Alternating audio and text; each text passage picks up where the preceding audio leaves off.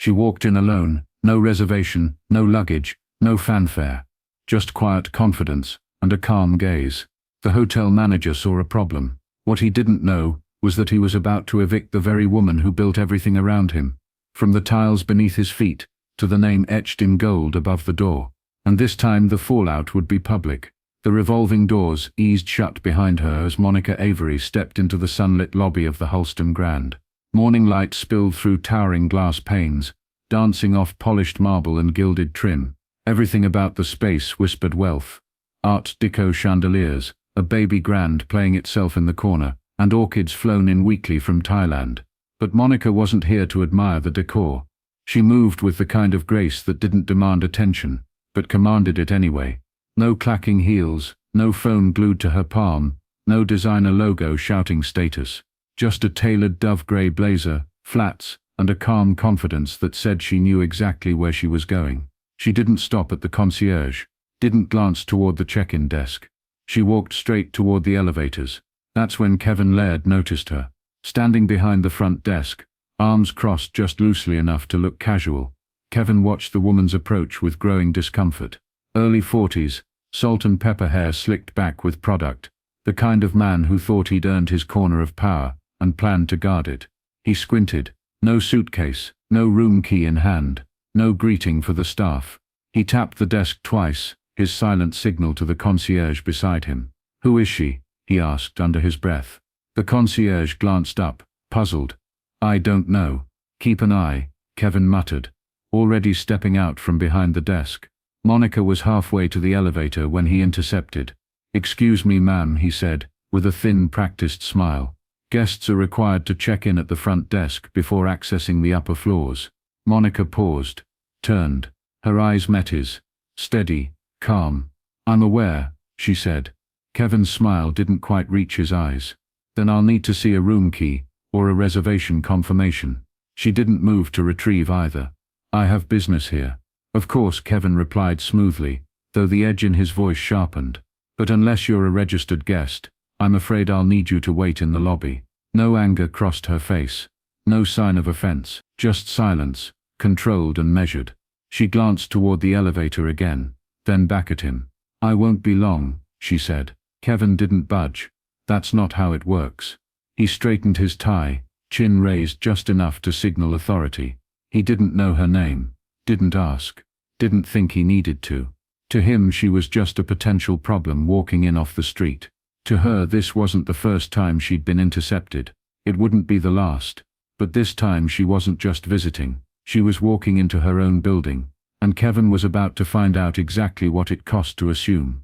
Kevin's smile stayed fixed, but his stance shifted, subtle, defensive, like a man preparing for a problem he believed was walking toward him disguised as calm. "I'm going to need to ask you to step back to the front desk," he said, voice still smooth, still laced with that artificial hospitality tone that dripped more with control than care. "We have procedures, ma'am, for everyone's safety." She didn't flinch, didn't raise a brow, just stood there, steady, measured. Her hands were clasped in front of her, her posture relaxed but unmistakably firm. "I told you," she said gently. "I have business here." Kevin gave a polite chuckle, tight, performative. "And I'm sure you do. But if you'd like to continue that business, I'll need some form of identification or a guest credential." Still no request for her name, still no questions, just conclusions. She hadn't made a scene, she hadn't raised her voice, or bypassed any barrier. But he had already decided she didn't belong, and the way his eyes moved, scanning her clothes, her lack of luggage, her skin made it clear why. A nearby couple paused their conversation, eyes flicking toward the standoff. A bellhop froze mid-step, pretending to reorganize the luggage rack just to stay close. The room didn't go silent, but the air changed. Heavier. Monica inhaled once, slowly, not out of frustration, but calculation.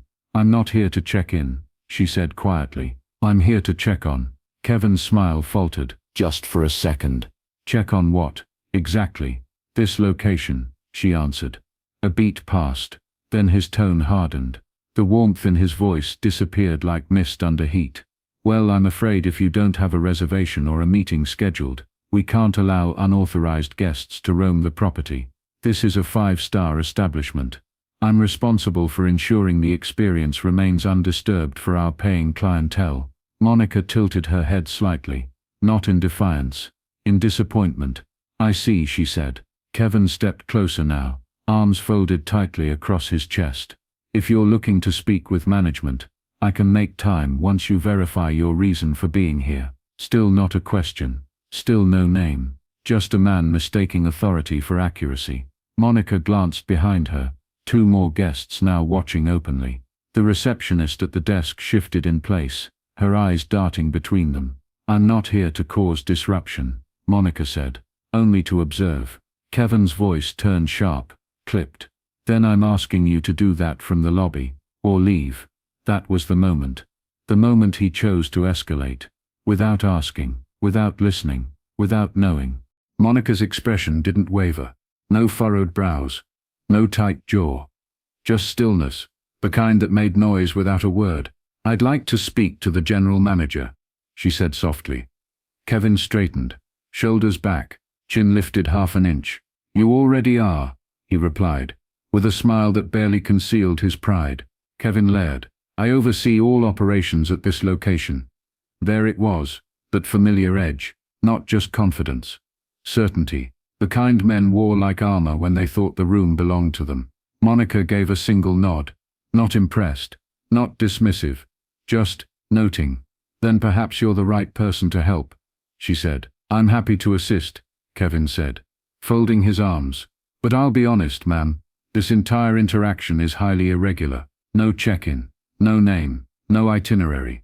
And now you want access to hotel floors." There it was again. That word, "ma'am," dipped in condescension, a placeholder for what he really thought. "I'm not here as a guest," she said calmly. Kevin smirked. "That part's clear." His voice carried now, just enough for nearby ears. Someone near the business center looked up. A child across the lobby, paused mid-sip of juice.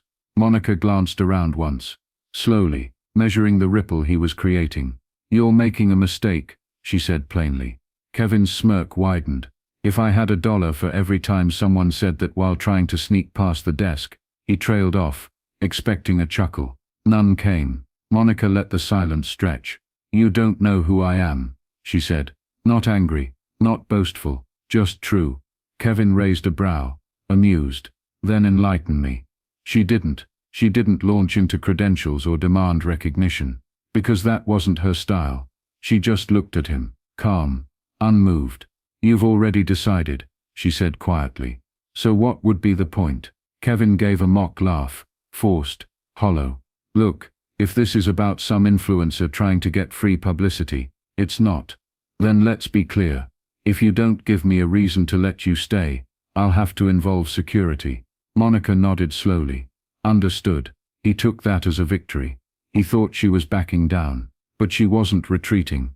She was watching, waiting, letting him write the ending of a chapter he'd never started properly. He still hadn't asked for her name, still hadn't touched the keyboard, still hadn't considered that the person standing in front of him had the power to rewrite every policy he thought protected him. Ever seen someone play king on a board they don't even own? Kevin's voice lifted just enough to be heard across the lobby. "Security, I need assistance at the front desk. We have an individual refusing to leave the premises." The sentence dropped like a stone into still water. The background music faded behind murmurs. A few guests looked up from their phones. One teenager across the lounge began recording discreetly, his camera angled just over the top of his cup. Monica didn't move. She didn't argue, didn't protest, didn't even blink. She just stood there calm and centered, as if the chaos wasn't hers to absorb. Kevin, on the other hand, shifted his weight, emboldened by his own performance.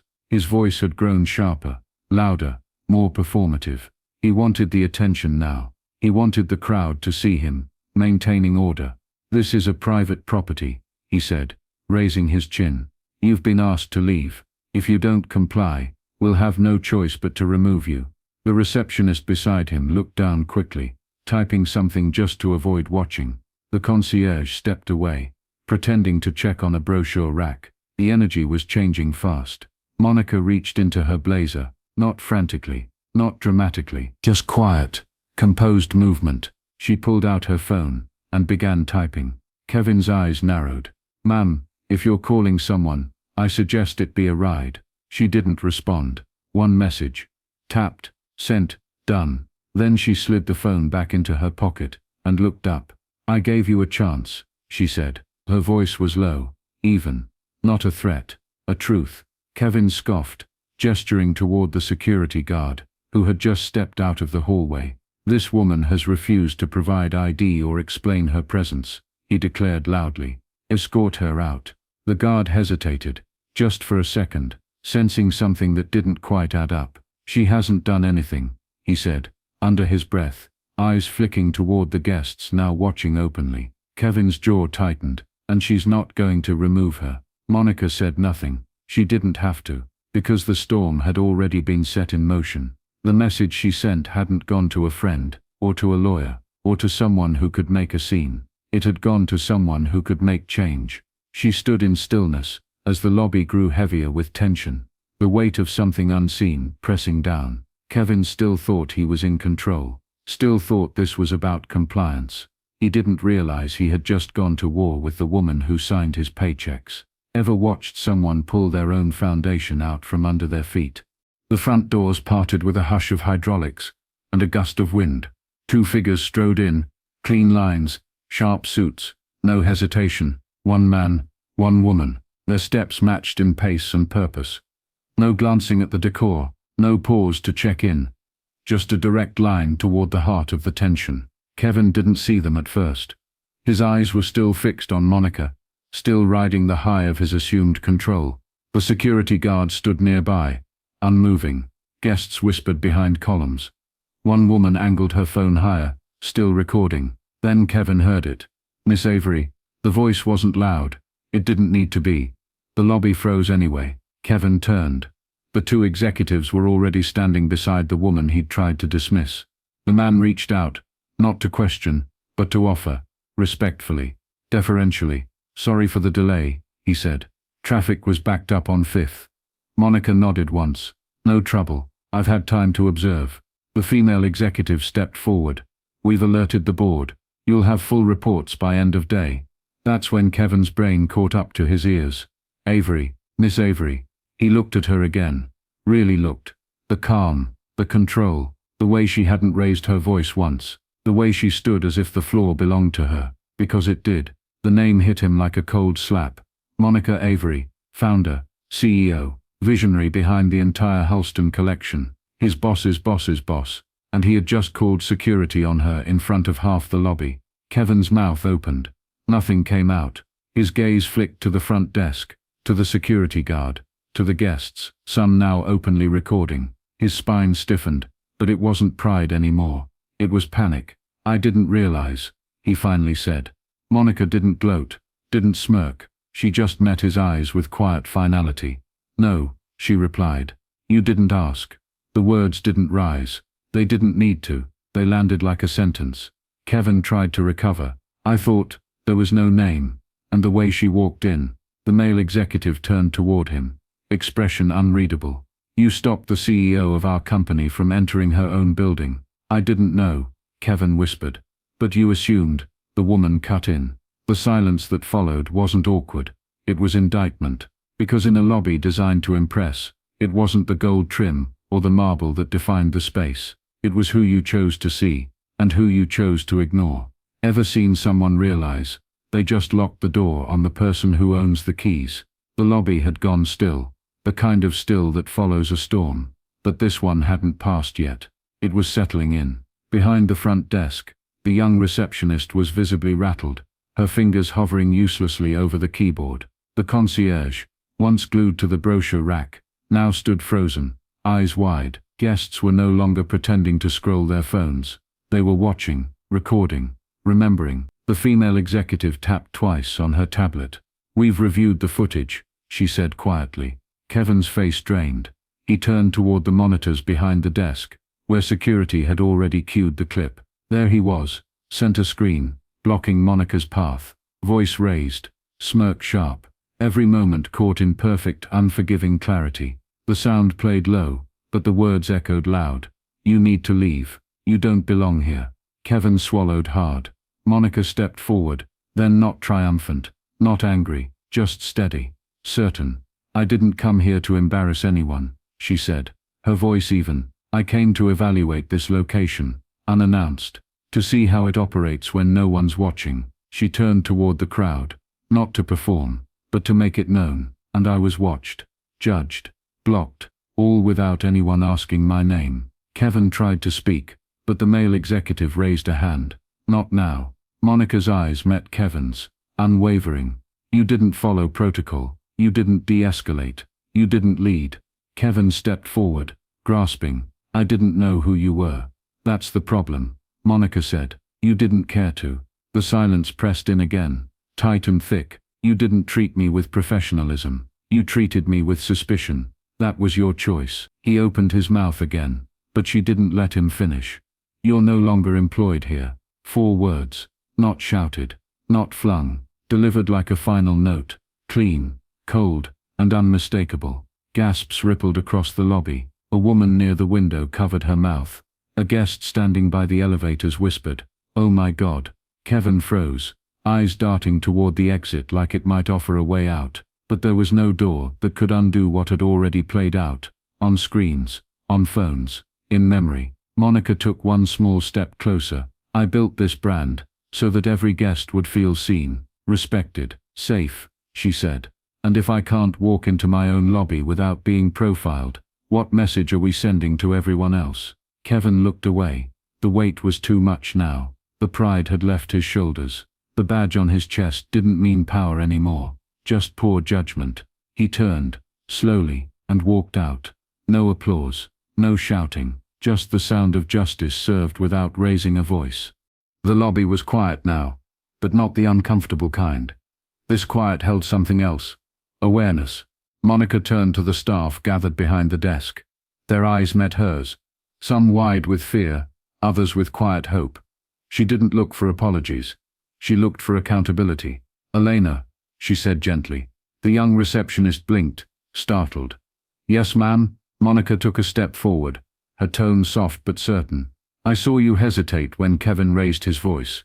I saw your discomfort when he called security. You didn't speak up, but you didn't look away." Elena's eyes dropped. "I wanted to, I just didn't know if I was allowed." Monica nodded. "Sometimes courage doesn't come in the moment, but the fact that you recognized what was wrong, that tells me everything." She turned slightly to her assistant. "Promote her. Effective immediately. Guest services supervisor." Gasps rose from behind the desk. Elena's hand flew to her mouth. "Wait, what?" Monica offered the faintest smile. "We need leaders who lead with empathy first." Tears welled. The concierge behind her clapped once, then caught himself, glancing around, but no one stopped him. Instead, a few more joined in, a ripple, small, but real. Later that week, Monica sat beneath the lights of a national talk show set. The host leaned in, the screen behind them frozen on a still from the hotel footage.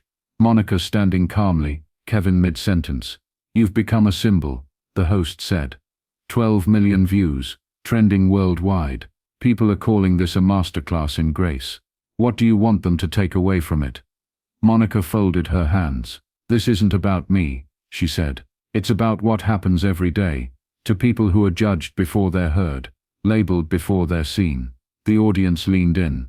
The host went silent. "At Halston," Monica continued, "we're implementing mandatory anti-bias training across all locations, quarterly. Every staff member. No exceptions." The screen behind her changed. "Respect is the standard. We're also launching a guest equity division, a team dedicated to reviewing complaints of bias, whether from guests or staff, and we're rolling out anonymous reporting channels for employees, so they can speak up safely." The host exhaled. "That's sweeping." "It's overdue," Monica replied. "And it's just the beginning." She turned slightly to the camera. "Respect shouldn't be a reaction. It should be the default. It's not earned. It's expected.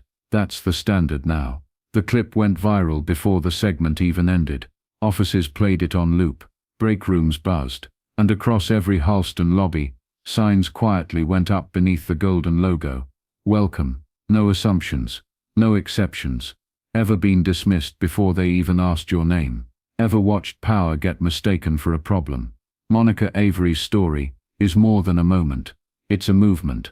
If you've ever been underestimated, overlooked, or quietly held your ground while someone else made loud mistakes, this story is for you. EOZ. Drop your own story in the comments. When silence spoke louder than shouting. Hit subscribe if you believe leadership starts with listening. Because Monica didn't raise her voice, she raised the standard.